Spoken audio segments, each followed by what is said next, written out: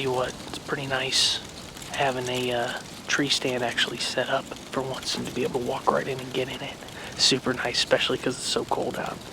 So one thing I can't stand about being so mobile is when it gets, low 20s, teens.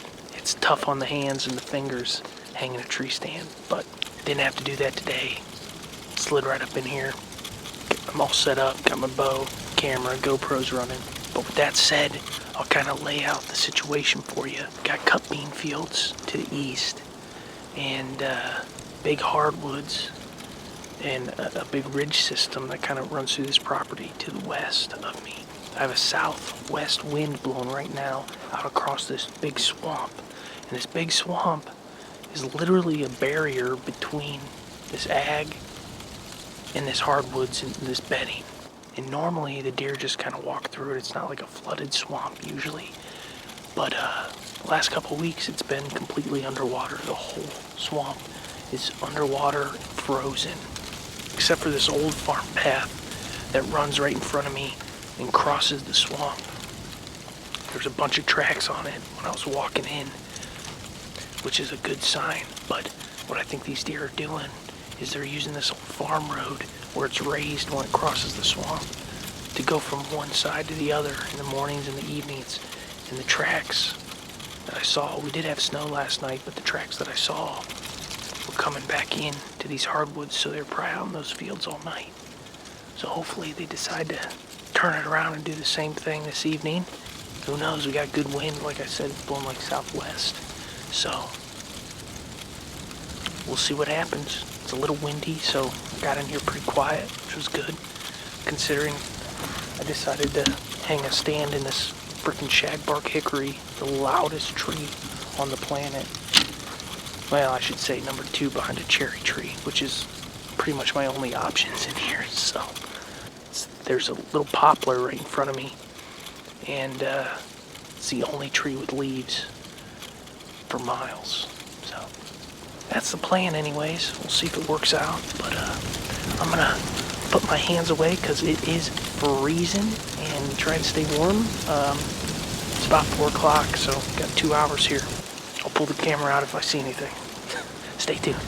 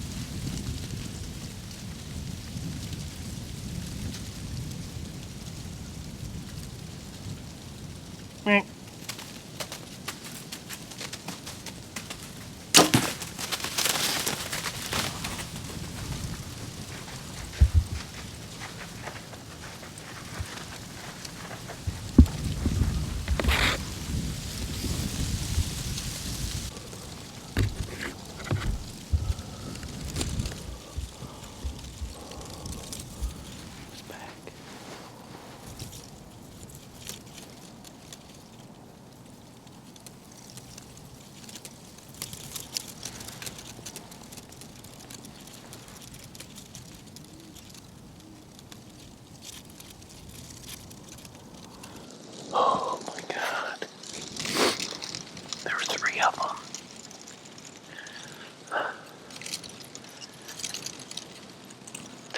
I was all ready.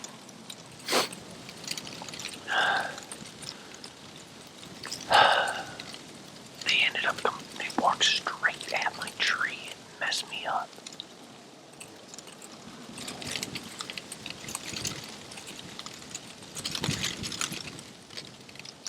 She's standing about 85 yards from me right now. I think it was a little far back. Instead of walking down the middle of the logging road, they walked straight at my tree, which messed me up. And when I drew, there are too many eyes, you know. When I drew, one of them saw me. I think I shied away from that shoulder and I hit her a little far back.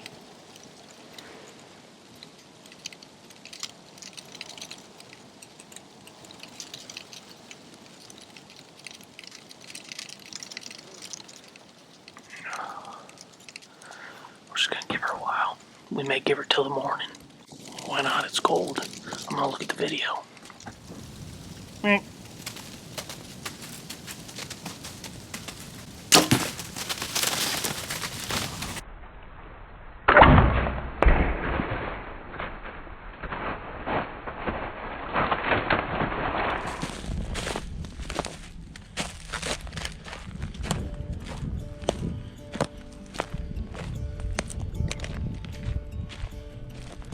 Oh man. Well guys, I just got back to my truck and I took a huge loop all the way around to get back here, just so I don't bump that deer. Pretty sure it's a gut shot after watching the video and just putting 2 and 2 together how she was acting. Sorry, my mouth is like frozen. I think I got out of there really clean, so I'm hoping I come here tomorrow morning, 8 a.m. and she's laying dead right there where I left her, because she stood in that same spot about 85-90 yards away from me until it got dark. And when I left, I climbed down and I tiptoed out of there. Any kind of, you know, shot to the guts, to the liver, to the anywhere behind the lungs, like honestly, my biggest recommendation is just to wait 12 hours, wait overnight. If you shoot a deer in the morning, just wait till it gets dark to go track it. Like, if you think you gut shot that deer, it needs a whole 12 hours in my opinion. Alright guys, I'm gonna head out of here and I guess we'll reconvene in the morning and we'll see what we find. Cross our fingers. God, it sucks. Freaking sucks.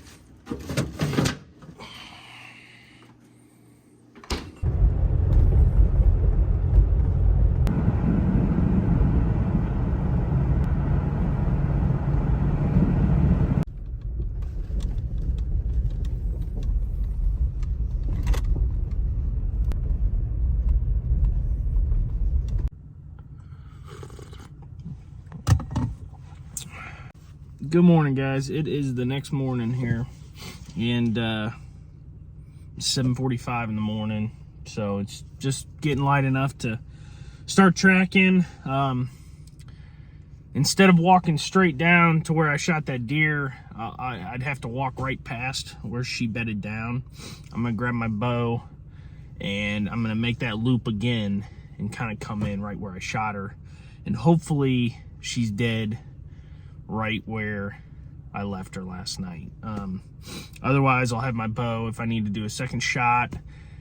The good thing, like I said last night, we got going for us is it's 38 degrees right now, so everything's really cold. There's still snow. It was clear as a bell all night last night, so it never snowed anymore or anything. So everything should be just as it was last night after the shot.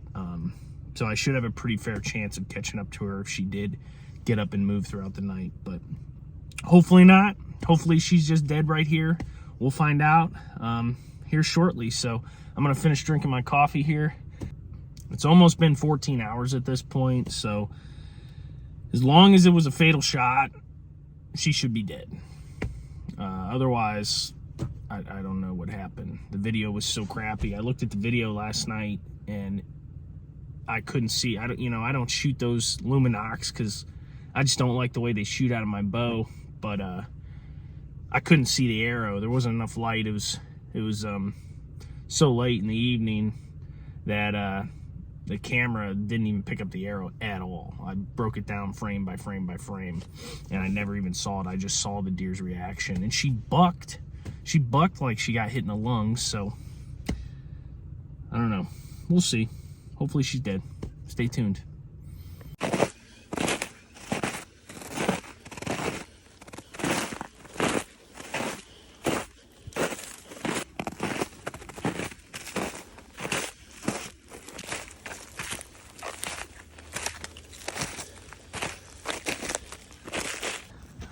Getting pretty close to the spot.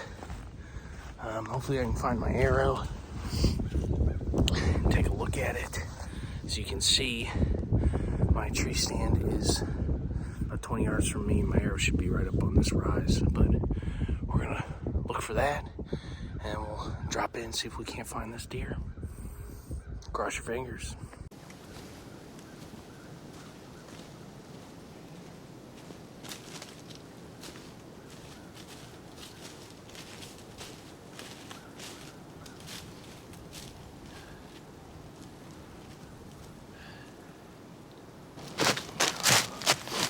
Definitely guts.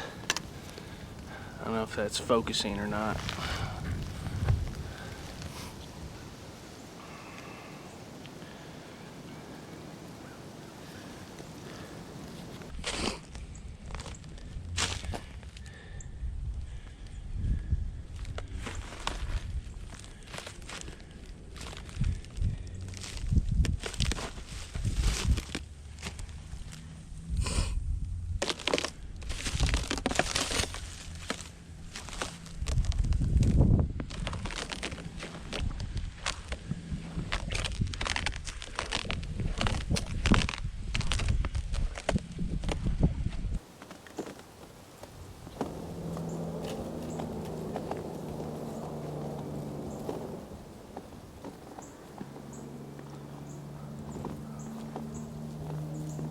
Oh, that is such a relief, a weight lifted off my shoulders. Shooting a deer and knowing you made a bad shot, there is like nothing worse than that.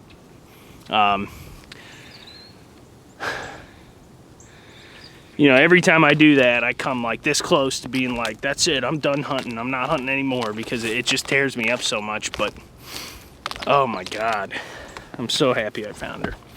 I just gotta sit down and chill for a minute. It's been a pretty crazy couple days. Man, that's stressful.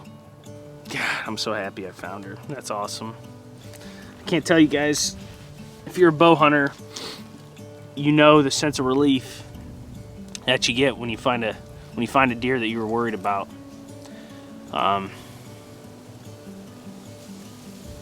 Yeah, if there's one thing I learned this year, guys, it's that when it comes to that moment, that when you take that shot, you know, and that's something I really need to work on, is slowing it down, slowing that moment down, you know, and filming doesn't help that for me. Filming adds a whole layer of like, anxiety and scrambling and trying to get it in frame and shoot the deer and not get busted. And I have to get better at that, because that's two less than desirable shots on deer that I've had this year that I'm not proud of. So I'm gonna have to work on that. But if there's one, like I said, if there's one thing I learned this year, is to slow it down. I got to figure out a way to relax during that moment, because I don't like last night, man, my heart like hurt. It was like beating so hard when those does were coming down that hill. I was just like, oh my God, like it's gonna happen, because I've been hunting so hard this late season with no luck, and come down, you know, the last weekend I felt a lot of pressure to shoot a deer. You know, I want to make some cool content for you guys too. And the 2 deer that I shot this year, I gave both of them to my parents, and I've had, you know, a whole backstrap and a deer heart worth of deer meat this year, so I really wanted one for myself. And so all that kind of pressure, and you know, I just make a rushed bad shot. I just rushed it, you know. And I can, you know, a lot of people say they like kind of black out or whatever during that moment, but I can see every moment of what happened, and I can remember exactly what I was thinking. And I just didn't slow it down. I was just so rushed to shoot that doe. And when I shot her, I didn't realize how much she was quartering towards me. And I tend to, you know, I don't try to, but I tend to, what I've noticed is kind of shy away from the shoulder. So if a deer's quartering to you and you shy away from that shoulder, that's a recipe for a gut shot, and that's exactly what happened. So I'm just so happy I found her. You know, I can't tell you guys how important it is to remember and try to visualize where that arrow actually hit the deer. You know, I have the luxury to go back and look at my film. A lot of people don't have that. Like, try to take mental pictures, and that comes with slowing down the moment too. Is as soon as the shot hits, it's not over yet, right? We have to pay attention to where that arrow hit, where that deer goes. It's all like so important to actually recovering that deer. And I was paying attention, and I could see exactly where she stopped and where she was standing, and she stayed there, standing there until it got dark. I didn't get down out of my stand and walk straight to my truck, because I would have walked past her and probably bumped her. I waited until it was as dark as I could, and then I snuck down and I walked the opposite way, and I went all the way around. It was like a mile walk. Yeah, so if you think you got a bad shot, if you think that deer was gut shot, or you're far back, just stay on the safe side and just back out. If you got the weather for it, wait until morning, you know. It's so important too that we do this part right. You know, if you're hunting private land like I am, you know, public land hunters, they got a lot of land to work with. If you bump a deer, that deer's probably still gonna be on public land. If you got snow and stuff, you might still have a chance to find it. Where here, you know, I got a property line 100 yards that way, 100 yards that way, 200 yards that way. If I bump this doe last night, who knows where she goes? And getting permission to walk around and track deer on some of these properties around here is a nightmare, you know? It's really a crapshoot on what people are gonna let you do. So I don't wanna play that game at all. I'd rather just do my best, do everything I can to make sure I recover that deer on the property I'm allowed to be hunting on. And it worked out today, man. Oh, that's hard to do too. That's hard to do, and that comes with hunting for a long time and messing up a whole bunch and realizing that it's not worth it, right? Because I've made a bunch of bad shots on deer in my lifetime, and so many of them I never found because I didn't wait. I didn't wait long enough. And the older you get and the more experience you got and the more times that you mess up like that, you know, unfortunately it's a part of hunting, but the more times you mess up like that, you learn that, like, as bad as you want to get out there and prove to yourself that it was a good shot, or that, you know, you didn't mess up, or that deer's dead, it's just way, you know, it's worth it to have kind of a miserable night and just go home, play it back in your mind, and get ready to, you know, really track and find that deer in the morning. It's worth it every time, in my opinion, as opposed to, you know, setting off early and maybe not finding the deer. Maybe you do, but yeah. That's enough talking. I'm gonna go get my knife and some gloves, and my truck's just up over the hill, so this will be a pretty nice track job. And yeah, we'll get this show on the road. Gotta tag her, gut her, and get her out of here. So we'll see you guys in a minute.